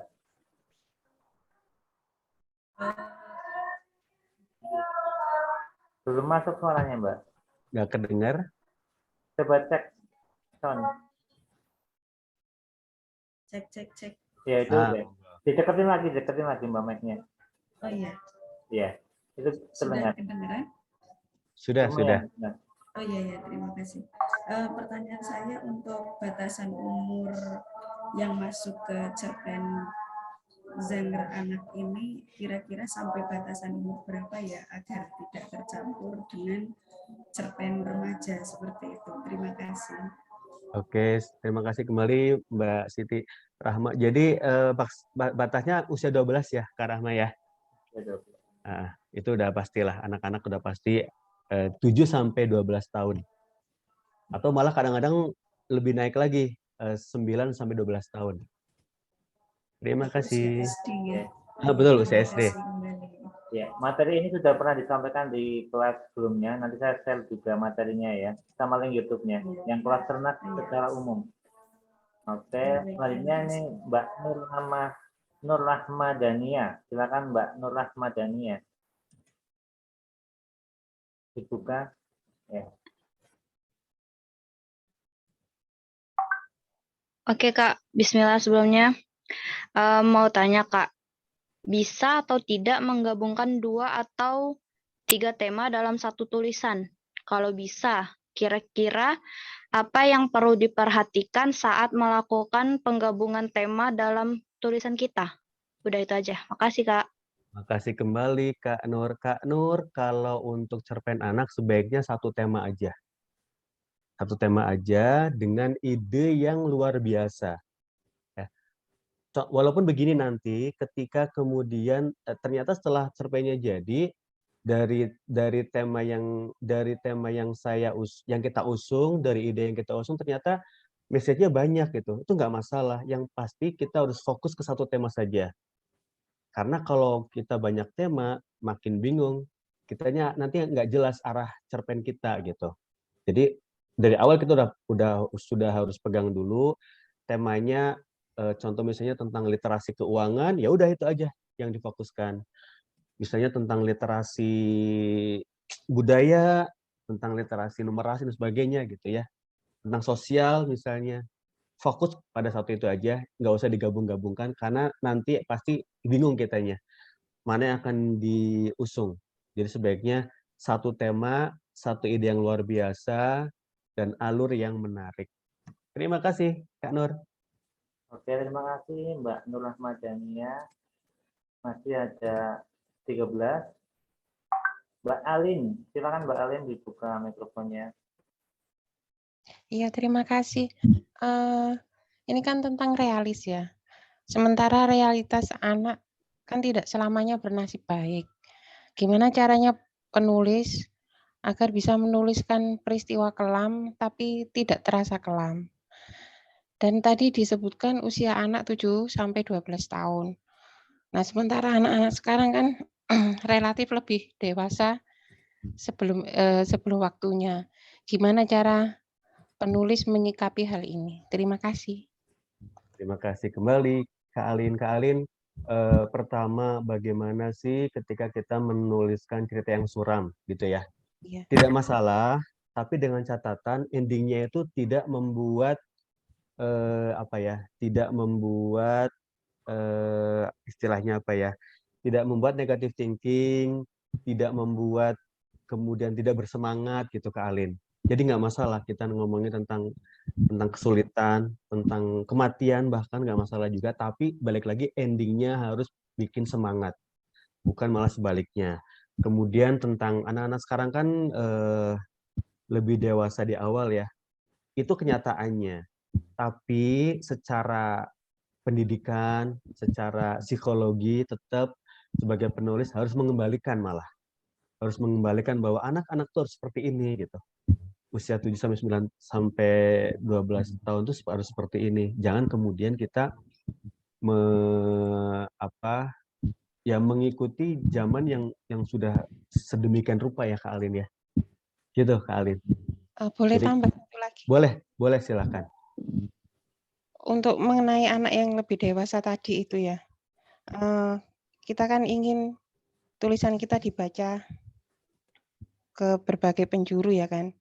Mungkin di tanah Jawa, mungkin di Pulau Jawa itu bisa diterima. Tapi kalau di tempat lain, mungkin cerita itu tidak bisa diterima. Gimana caranya supaya tulisan kita bisa diterima di berbagai daerah gitu? Oke, Kak Alin. Terkadang kita emang harus memilih. Bahkan kayak sekarang untuk cerita anak sudah sangat spesifik lagi ininya, target readernya Kak Alin. Dan karena Indonesia terdiri dari berbagai macam pulau, kemudian pemerintah membuat jenjang pembaca itu beririsan. Contoh misalnya jenjang B1. B1 itu usia 6 sampai 8 tahun. B2-nya itu usia 7 sampai 9 tahun, Kak Alif. Jadi memang kita tidak bisa meraup semuanya. Paling tidak dengan tulisan kita, yang Pulau Jawa paham, yang pulau di luar Jawa tahu. Paling tidak begitu saja sih, nggak kemudian harus paham juga gitu Kak Alin. Karena kan memang kita tidak bisa menyenangkan semua orang juga kan. Itu Kak Alin ya. Oke, terima kasih. Sama-sama. Oke, selanjutnya Mbak Amatul Safi. Silakan Mbak Amatul Safi. Bisa dibuka mikrofonnya Mbak Amatul. Oke, kita lewati dulu Mbak Iva. Ya, siap. Sudah ya. Saya udah buka. Monggo Mbak Amatul. Oke, Pak Ali, terima kasih atas kesempatannya. Yang mau saya tanyakan tadi, Pak Ali memberikan contoh tentang pembulian, kalimatnya itu yang akan nanti di filter gitu untuk tidak bisa dimasukkan. Nah, bagaimana kalau seandainya kita memang mengambil tema sosial yang mengenai peristiwa pembulian tapi diambil segi positifnya begitu. Kemudian apabila kita ingin menyampaikan tentang edukasi seks pada anak di cerita anak ini, apakah kita boleh memasukkan istilah-istilah yang istilah yang apa adanya gitu tentang seksual itu. Terima kasih Pak Ali. Oke, sama-sama Mbak Amatul. Tentang pembulian atau apapun ya, kekerasan ya, bahasa-bahasa yang terkait sama itu sebaiknya dihindari. Jadi salah satu triknya adalah kita bisa ngomongin tentang efek dari negatifnya, atau bisa menceritakan tentang apa ya, efek dari kejadian itu gitu. Efek dari pembulian seperti apa. Jangan kemudian praktek pembuliannya, Bu Amatul. Karena sudah apa ya, kita sudah sangat terlalu banyak yang terpapar tentang pembulian, yang mengikuti drakor ya. Drakor kan memang sangat keras ya. Bahkan di depan mata, film pembulian itu banyak banget di depan mata tentang drakor lah ya, seperti itu. Jadi tadi triknya adalah kita tidak menceritakan proses pembuliannya, tapi bisa menceritakan efeknya, bisa menceritakan bagaimana cara menghindarinya dan sebagainya gitu. Kemudian bagaimana kita menceritakan contoh misalnya pendidikan seks, apakah kita boleh mengungkapkan seks itu kan sangat luas ya Kak Iva ya. Tentang perbedaan laki-laki perempuan pun itu udah seks. Tentang bagaimana menutup aurat itu udah seks. Jadi banyak sebetulnya yang bisa dibahas. Tidak hanya misalnya hal-hal yang sangat sensitif ya, seperti itu. Dan kalaupun harus menceritakan hal yang sensitif, sangat boleh kita ngomongin apa adanya. Apa adanya boleh. Tapi tentu gini ya, tentu nanti ada apa namanya, ada penjelas di ujungnya gitu. Gitu Kak Iva ya. Mudah-mudahan ketangkep. Oke, terima kasih Mbak Iva. Ini nambah lagi jadi 13 lagi. Selanjutnya Mbak Narti Aditya. Silakan dibuka mic-nya. Mbak Narti Aditya. Ya, Bismillahirrahmanirrahim. Assalamualaikum warahmatullahi wabarakatuh. Waalaikumsalam warahmatullahi wabarakatuh. Selamat malam Kang Ali dan Mas Indra. Mohon maaf sebelumnya ini saya ada 3 pertanyaan itu kali. Boleh, monggo. Untuk yang pertama, bagaimana memulai sebuah cerita, sebuah opening itu yang menarik untuk cerita anak. Biasanya kan opening itu kan kita membuat orang terkesan dengan kalimat yang pertama. Untuk yang kedua, bagaimana membuat tokoh cerita yang benar-benar bisa diingat, membekas di dalam ingatan pembaca.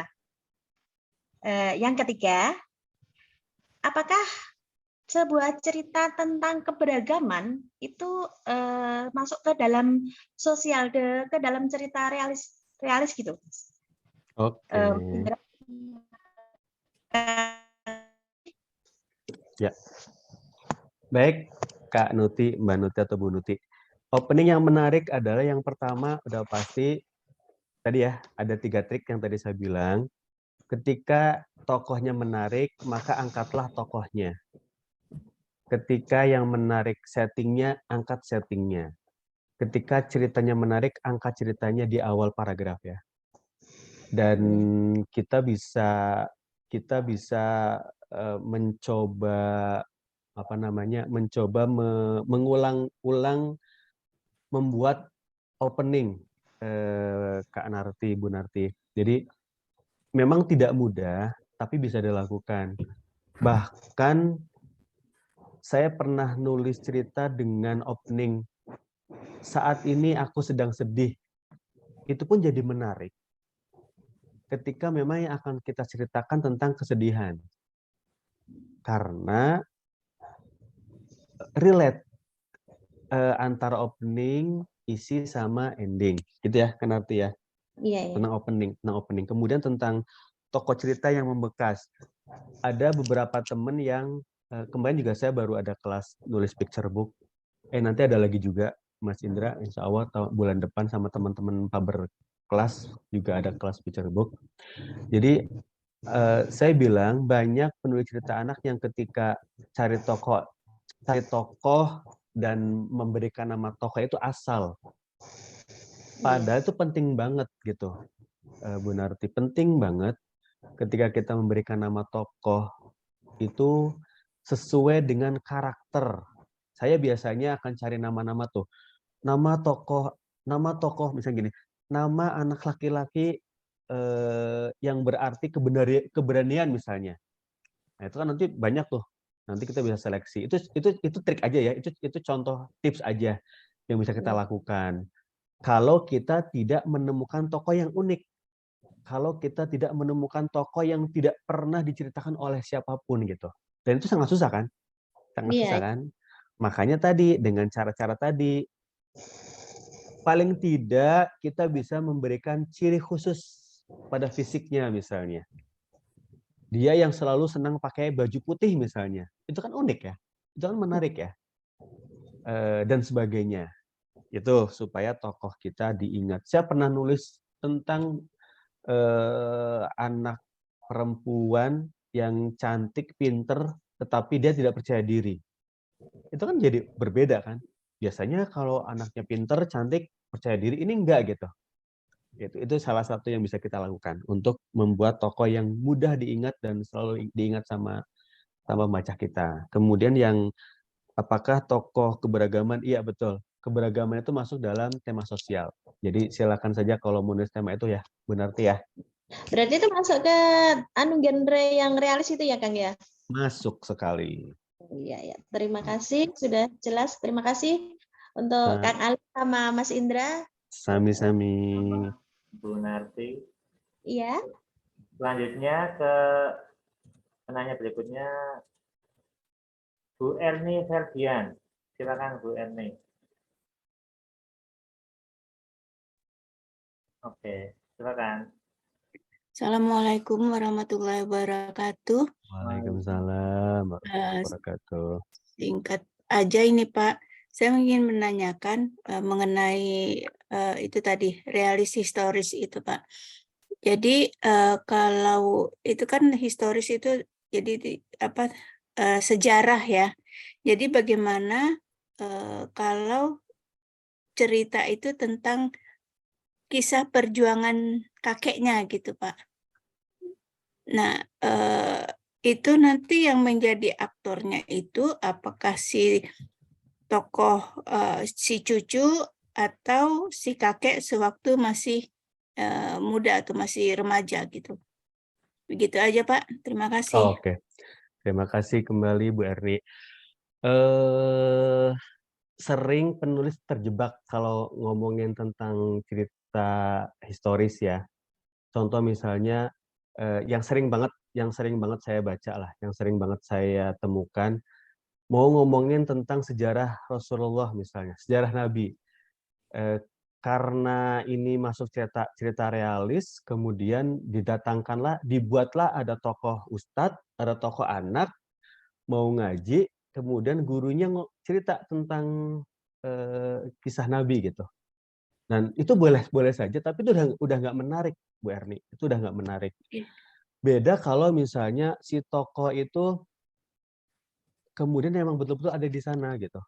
Ada di sana, mungkin ya, saya nggak tahu nanti karena harus baca juga nanti hasil akhirnya. Misalnya dia kemudian karena telah mendengar cerita dari si kakeknya, perjuangan kakeknya, kemudian dia membayangkan dia menjadi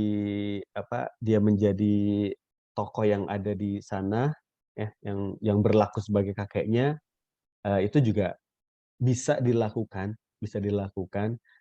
tapi kemudian dikembalikan lagi bahwa yaitu cerita yang kemudian ada di kepala dia sebetulnya gitu, bukan cerita yang betul-betul nyata. Kira-kira seperti itu, Bu Erni. Tapi saya sih nyaranin kalau di genre ini yang akan ditulis, mendingan kalaupun ngomongin tentang historis itu sebagai background saja, sebagai setting saja, Bu Erni. Karena nanti pasti akan rumit banget deh, akan panjang banget ininya, reason-nya gitu. Ya Bu Erni ya. Ya, lebih gampang mengangkat tema sosial aja kayaknya ya. Betul, lebih gampang. Yang sehari-hari. Siap. Oke, terima kasih Pak. Sama-sama Bu Erni. Oke, terima kasih Bu Erni. Ini masih ada 11 penanya, tapi waktunya sudah jam 21.16.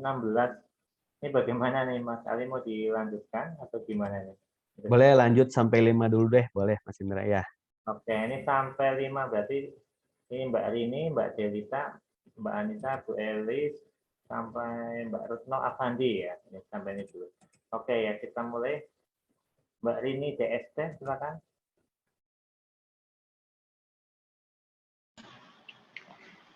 Selamat malam, terima kasih. Mau tanya kepada Pak Ali.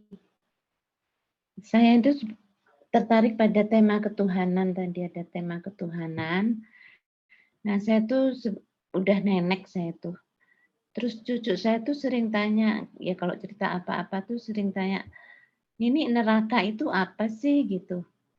Nah, saya pengen tanya, neraka itu apa tuh Pak Ali? Neraka itu apa? Harus supaya buka. Cucunya tuh nggak terlalu takut gitu maksud saya. Harus dijelaskan sesuai dengan usianya, Bu Rini. Bu Rini usianya 5 tahun. 5 tahun. Neraka itu ya buat anak 5 tahun itu yang paling mudah adalah kan neraka itu kan digambarkan sebagai api yang berkobar-kobar ya, Bu Rini ya. Iya. Kita bisa ngomongin bahwa neraka itu seperti api yang ada di kompor, seperti api yang ada di lilin, itu udah panas, Bu.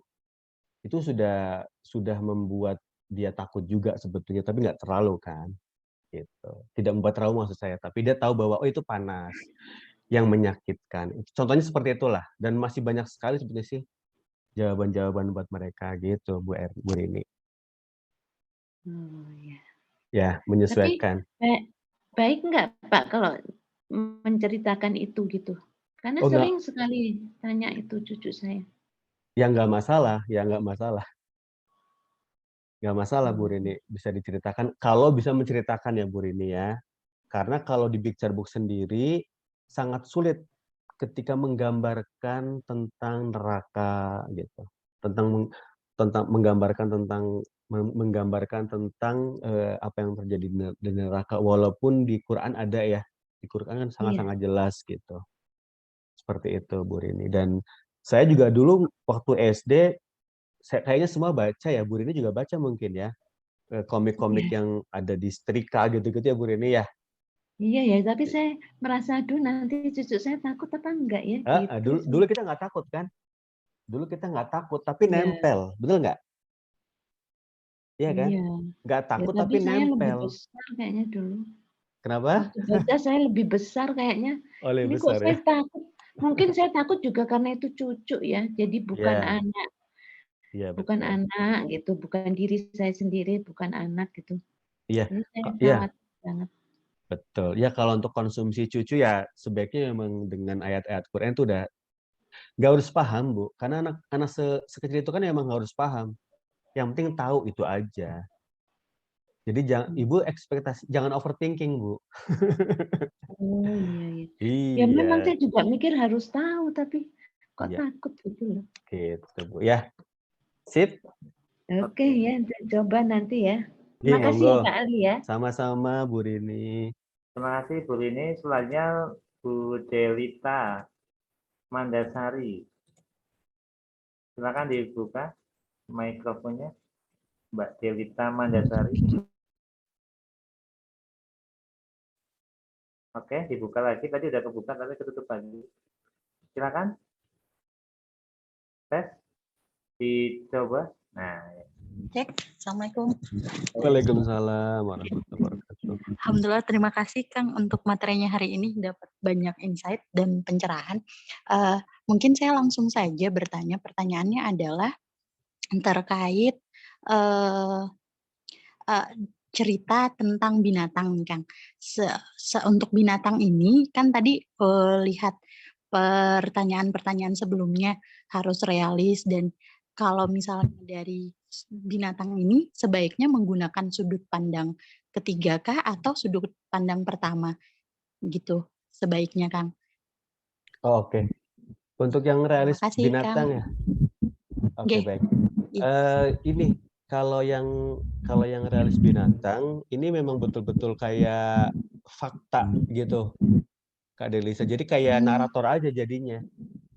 Kayak narator aja. Jadi orang yang bercerita menceritakan tentang kambing misalnya, menceritakan tentang gajah misalnya begitu. Oh. Jadi memang betul-betul non fiksi, bukan fabel ya, Kak ya, bukan fabel. Jadi betul-betul memang cerita realis binatang non fiksi tentang komodo lah, tentang apa dan sebagainya gitu. Nah, jadi sudut pandangnya sudut pandang orang ketiga jadinya narator. Siap Kang. Berarti kalau misalnya kayak menceritakan dia binatang aku adalah ini berarti itu sudah tidak masuk realis ya Kang ya? Betul. Oh. Baik, terima kasih Kang. Assalamualaikum. Sama-sama. Waalaikumsalam warahmatullahi wabarakatuh. Oke, selanjutnya Bu Elis Pujawati. Silakan bisa dibuka mikrofonnya Bu Elis. Oke, terima kasih. Pak Indra, apa kabar? Alhamdulillah baik Bu Elis. Iya, selamat malam semuanya. Malam. Alhamdulillah diberi kesempatan untuk bertanya dalam kesempatan ini.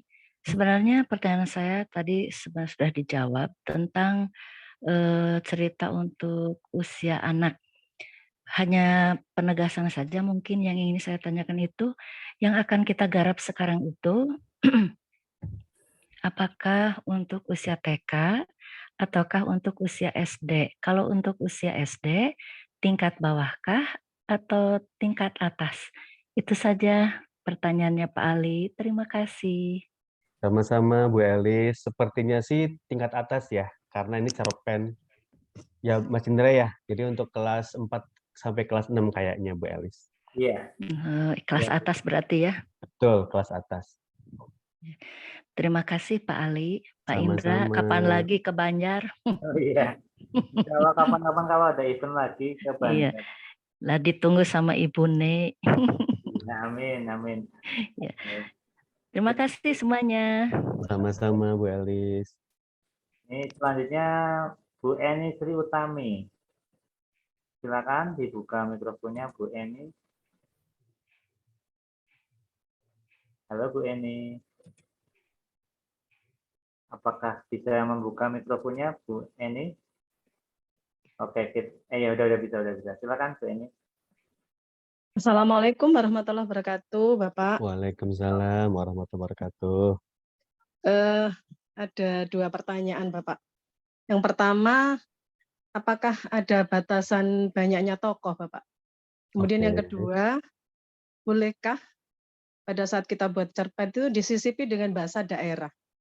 Oke. Ngaten, terima kasih. Wassalamualaikum warahmatullahi wabarakatuh. Waalaikumsalam warahmatullahi wabarakatuh. Bu Eni, makasih pertanyaannya. Sebaiknya sih karena ini cerpen, apalagi cerpen anak, tidak lebih dari 3 tokohnya ya, Bu Eni ya. Sebaiknya supaya anak juga mention dengan tokohnya gitu. Yang kedua, boleh banget disisipin bahasa daerah, tapi jangan kemudian semuanya. Paling bahasa-bahasa yang bahasa-bahasa yang familiar. Kayak kalau di Sunda mungkin ada bahasa-bahasa Sunda yang familiar seperti itu. Atau bahasa Jawa juga ada ya bahasa-bahasa yang familiar. Itu boleh-boleh saja. Asal tidak sepanjang cerpen gitu, Bu Eni ya. Terima kasih. Oke. Selanjutnya ini Bu Retno Afandi. Silakan Bu Retno, Mbak atau Bu nih. Ya, silakan. Malam, Assalamualaikum warahmatullahi wabarakatuh. Waalaikumsalam warahmatullahi wabarakatuh. Iya, terima kasih waktu yang diberikan. Beberapa pertanyaan yang ingin saya tanyakan tadi beberapa sudah terwakili oleh teman-teman. Alhamdulillah. Terima kasih.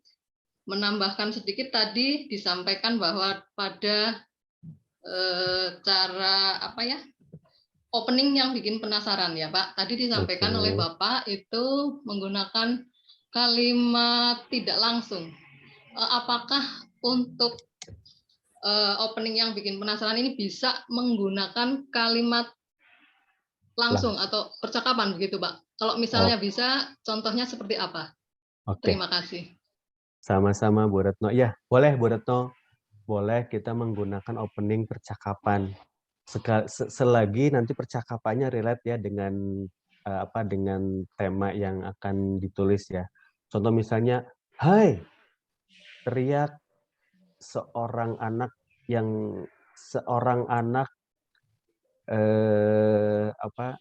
dengan muka marah misalnya. Itu boleh nggak masalah. Atau percakapan yang kemudian mengandung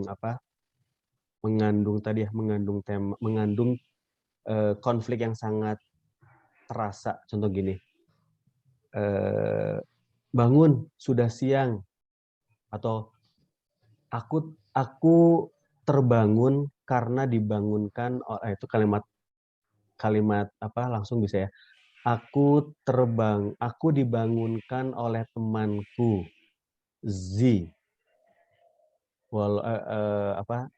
Contohnya gini, si Z gini, bangun, matahari sudah tinggi misalnya. Terus dilanjutkan dengan si tokohnya lagi, aku terbangun walaupun kemudian aku tidak pernah merasakan tidak pernah melihat matahari misalnya. Itu kan kita bisa nangkep kan bahwa ternyata si anaknya tuh buta misalnya gitu ya, Bu ya. Iya. Oke, sip. Ketangkep ya Bu ya. Iya, terima kasih Pak. Sama-sama Bu Retno. Monggo berikutnya.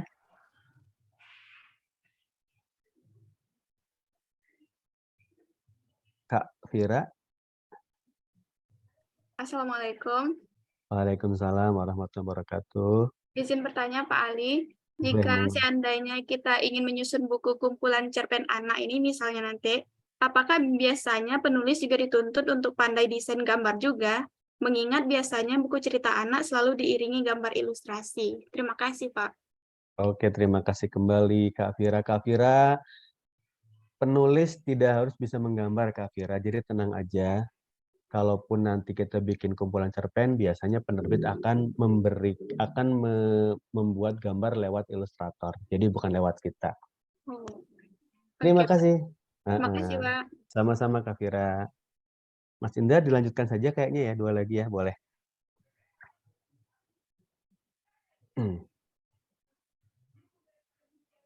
Oke, Kak Tami silakan. Iya, Assalamualaikum warahmatullahi wabarakatuh. Waalaikumsalam. Ini aja sih kan yang mau saya tanyain.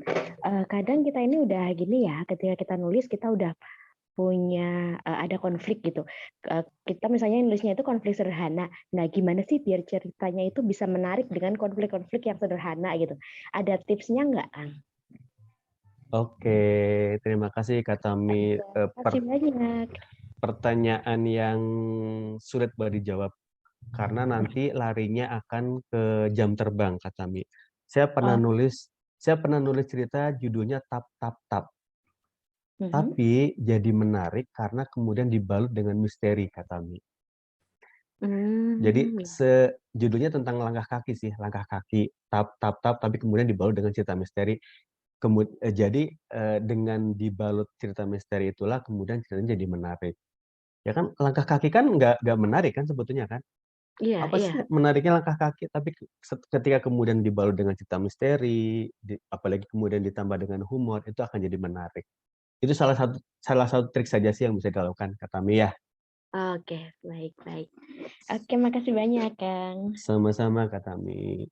Assalamualaikum. Waalaikumsalam warahmatullahi wabarakatuh. Terakhir ya, ya, dari Mbak Iva. silakan. Mbak Iva silakan. Mbak Iva Muhammad. Silakan.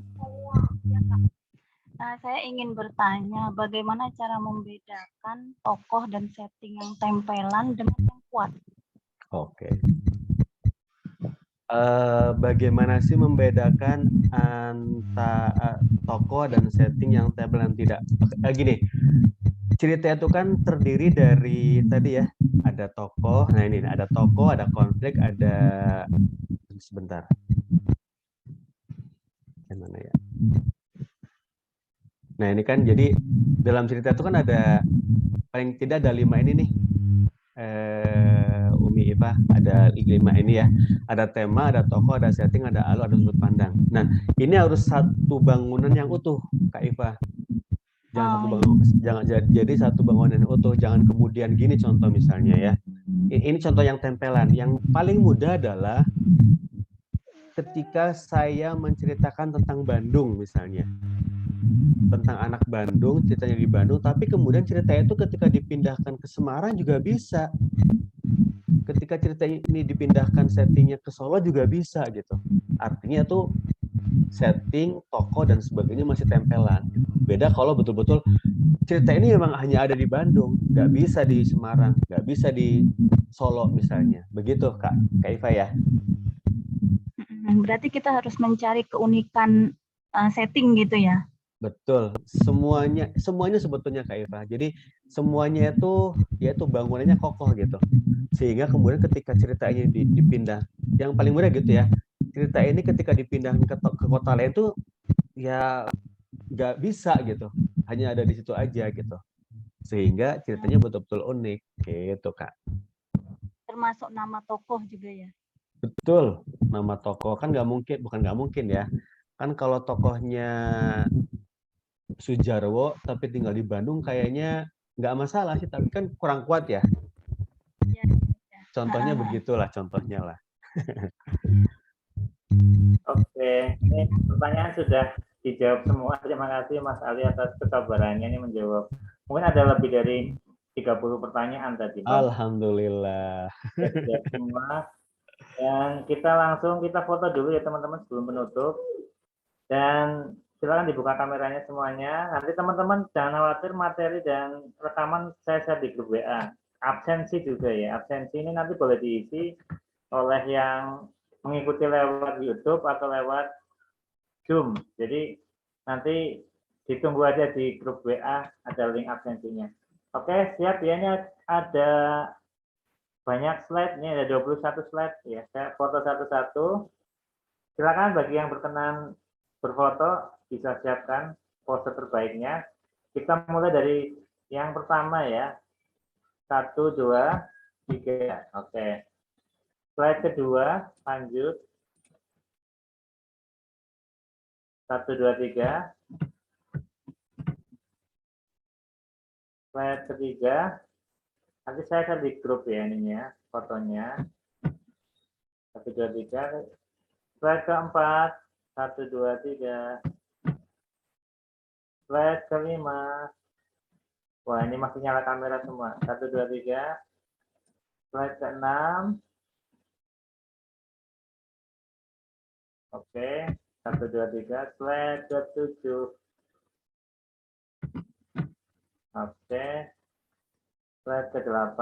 Sudah pada nggak nyala. Nggak apa-apa, saya foto aja. Slide ke-9. Slide ke-10. Slide 11. Slide 12. Slide 13. Slide 14. Slide 15. Slide 16. Slide 17. Slide 18. 3 lagi ya, sabar. Slide 19. Slide 20. Slide 21. Oke. Ini bagi teman-teman yang belum gabung di Zoom, nanti bisa mengikuti materinya di grup WA. Intinya di YouTube yang akan kami share di grup WA linknya. Intinya tetap stay di grup dan akan kami share informasi-informasinya step by step. Oke ya teman-teman, karena waktu sudah malam, ini sudah 6 menit melebihi jadwal. Sebelum ditutup, mungkin Mas Ali ada closing. Oke, baik. Makasih Mas Indra dan teman-teman ya sudah ngomongin tentang gender realis buat anak-anak. Ini cerita yang sangat dekat sebetulnya sama anak-anak. Jadi memang kewajiban kita untuk menuliskannya supaya menjadi momentum, supaya menjadi kenangan buat anak-anak kita ke depan gitu. Kayak kemarin misalnya ketika pandemi, saya banyak nulis cerpen anak dengan tema pandemi dan itu tidak akan terulang lagi kan, karena ternyata sekarang sudah balik lagi ke dunia normal. Terima kasih Kak, teman-teman. Assalamualaikum warahmatullahi wabarakatuh. Mohon maaf kalau ada yang salah.